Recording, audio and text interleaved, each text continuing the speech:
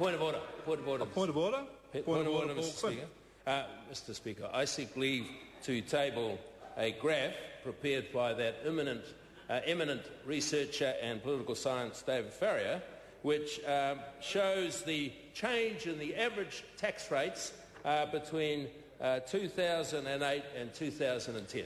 Question. Speaker, point of order. Take a point of order from the Honourable Trevor Mallard. The member said David Farrier. Does he mean David Farrer? David Farrier, sorry, my point. We've got the order. People know what it is. Is there any objection to that course of action? There is objection. Speaker.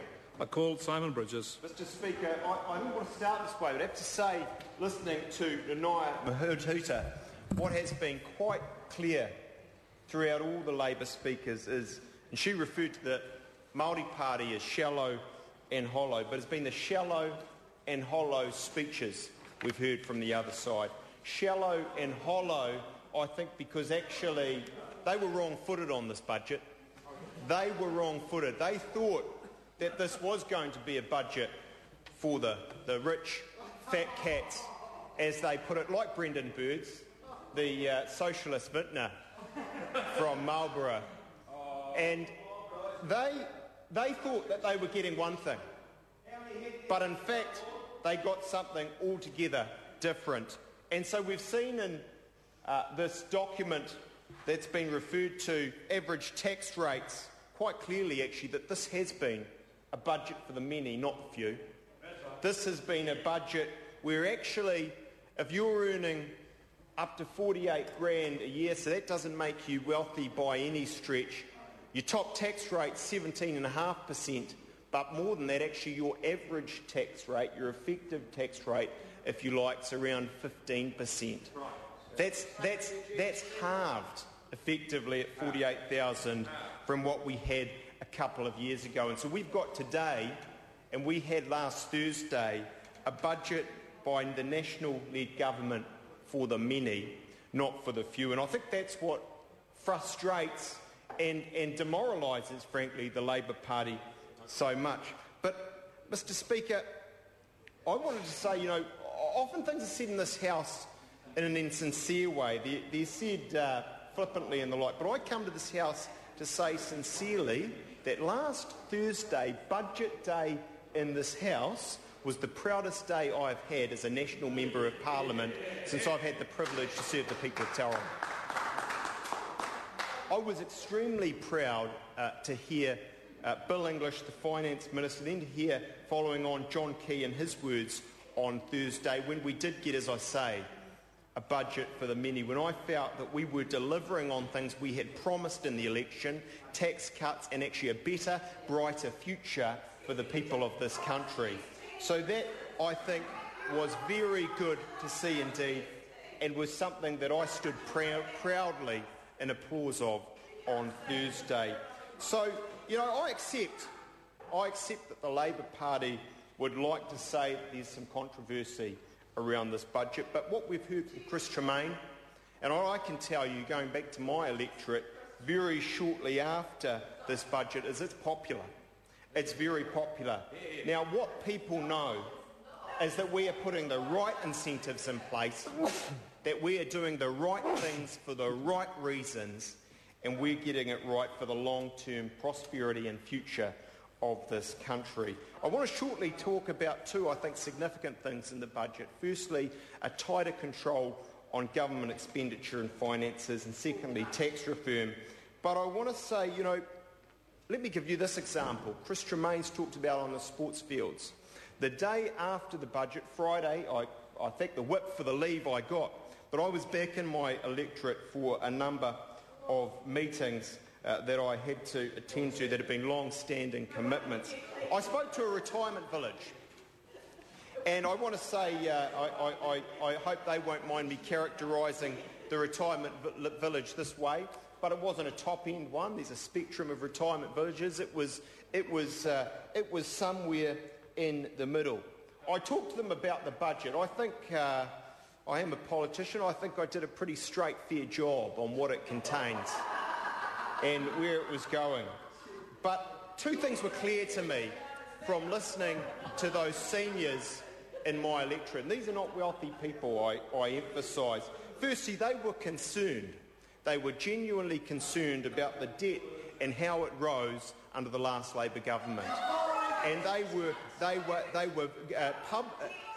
debt, public and also the country's debt, which I will come back to, they were concerned about, and they were glad to know that actually this government has a plan of action to make sure we don't get the kind of Greekonomics, actually, that have been practised by the other side. They were glad to know that. They were genuinely thankful. The other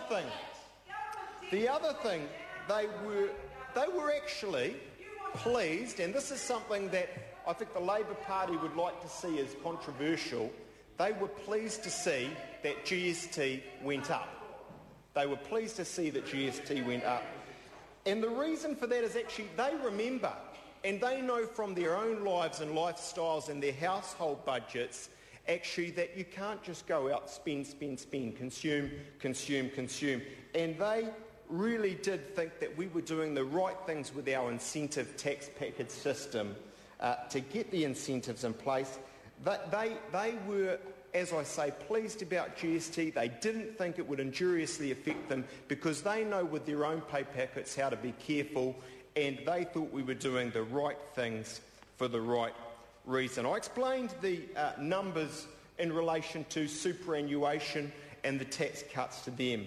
They were glad to know that actually as a result of the budget it's about $560 a week that they are better off, and they were glad to hear that. Mr Speaker, as I say, there's much in this budget, a huge amount, details that are excellent. But let me deal with a couple of the four primary objectives that the budget had. As I say, reforming the tax system and getting the government's finances under control. The government's, in fact the country's finances paint in some ways what could be seen as a worrying picture.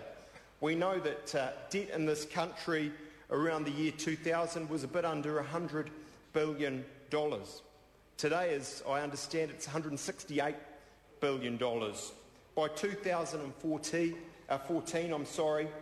$250 billion or thereabouts. That's easy to say, but they are staggering figures, and that is what we're dealing with in this country, sharply rising debt. Well, this government, Mr Speaker, is doing something about that. We're not going to pull the rug out from people's feet. We've been very careful, Bill English, the Prime Minister, very careful with the last budget to make sure we kept entitlements going without raising those debt levels. But now, as we go forward, we're taking firm control of the government finances.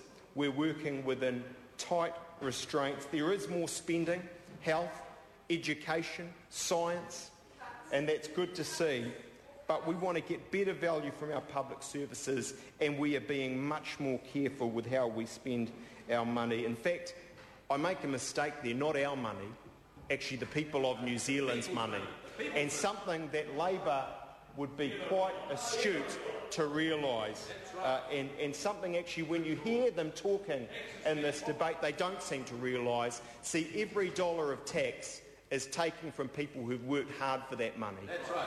And that is a fundamental difference between this party and the party. It's not, says Brendan Burns. It's not, says Brendan Burns. So, what do they say? What do Labor say? Well, they don't want tight control. Actually, what they want is borrow, spend and hope. And that's the party we're seeing across from us. I want to quickly talk about tax. $15 billion over 4 years, and that the most significant tax package and changes in the last 25 years. You know, Labor's position again on this is frankly perplexing. They're all over the show, and perhaps that's why, as Chris Tremaine has said, they've been so quiet when it comes to question time in this House following the budget. See, on GST, what actually, can the next speaker tell me, what is their position? GST, well, they drove around Tauranga and a whole lot of cities saying, axe the tax. Now we hear from, in an appalling display by Phil Goff on Q&A, that most probably they'll keep the GST where it is. We don't know actually what their position is on income tax, so I would like to know actually what Labor wants to do in relation to tax. On this side, it's very clear.